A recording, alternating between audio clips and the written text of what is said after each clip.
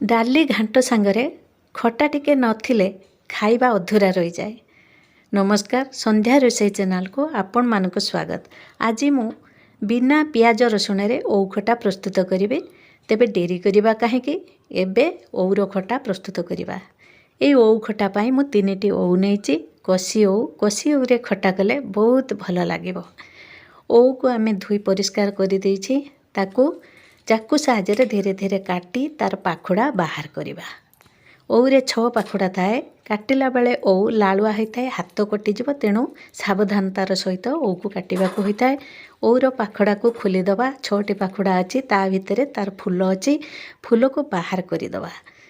एबे ओउ काटी ता भितर थिबा पाखुड़ार अंती को बाहर करदबा।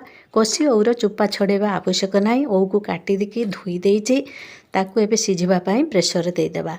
ओउ को सिझाई देले तार कोसा पानी आ खट्टा कम हेथाय। ओउ को सिझिबा पई प्रेशर दे देबा। स्वाद अनुसार लूण, हळदी गुंड दे देबा।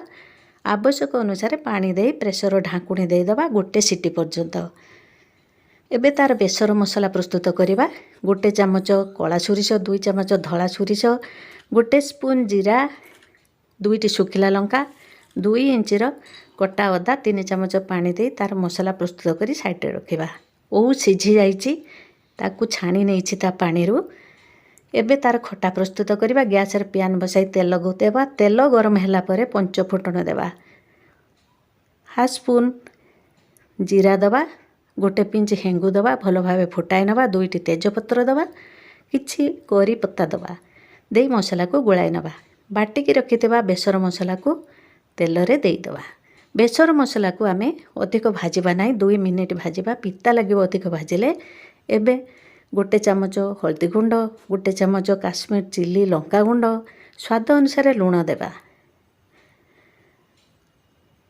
मीठा पाई मु 1/4 कप गुड़ देइछि। गुड़ देकी मसला को भल भावे गोलाई नेछि। गुड़ मेल्ट हो जाइछि। एबे सिझाई रखिदेबा ओउ को मसला रे दे गोलाइबा।